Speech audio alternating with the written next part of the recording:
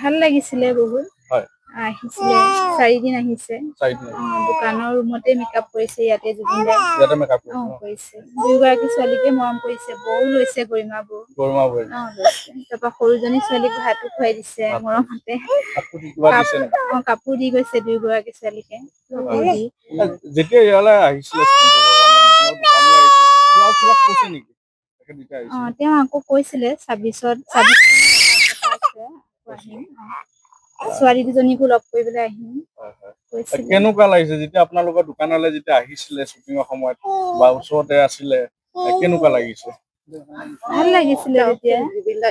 ওচৰৰ পৰা আমি চাব পাৰিছো ছোৱালী কেইজনীৰ নাম কি ডাঙৰ গৰাকীৰ নাম পিংচি আৰু সৰুজনীৰ নাম প্ৰাঞ্চি জুবিন দাই নিজে হাতে লৈছিলে নিজে হাতে লৈছে দুইগৰাকী কেনেকুৱা লাগিছে খুব ভাল লাগিছিলে হয় আনন্দ কিন্তু লাষ্টৰ এইটো কি নাম আপোনাৰ অমিত চন্দ্ৰ দাস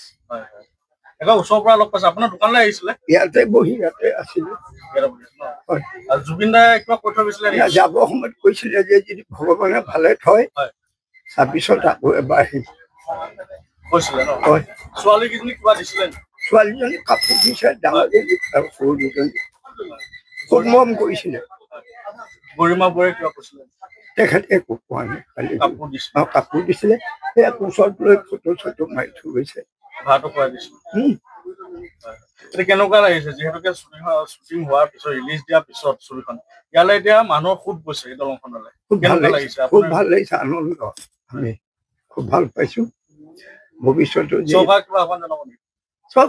চৰকাৰ আহ্বান জনালে জনাব পাৰো বহুত কিন্তু কাম নহয়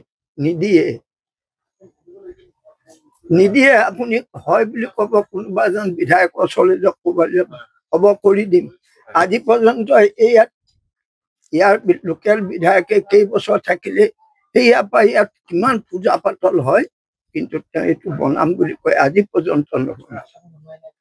ৰাস্তাটোৱে বনোৱা নাই আৰু এতিয়া তেখেতলোকৰ ওপৰত কি ভৰসা কৰিব যে আকৌ এইটো বনাই দিব পিছ কৰিব সেইকাৰণে আমি ল'ৰাখিনিৰ পৰা মোৰ ল'ৰা যিখিনি পাৰিছে কৰিছে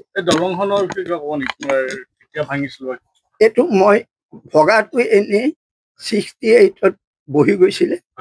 তাৰপিছত এইটো বহি যোৱাৰ লগে লগে সেইখন টেণ্ডাৰ কৰি সেইখন দলং 72ত অপেনিং কৰিছে কিন্তু কেতিয়া বনাইছিলে সেইটো মই নাজানো যিকোনো খবৰৰ বাবে যোগাযোগ কৰক 7099017330 লগতে 7099017110 নম্বৰত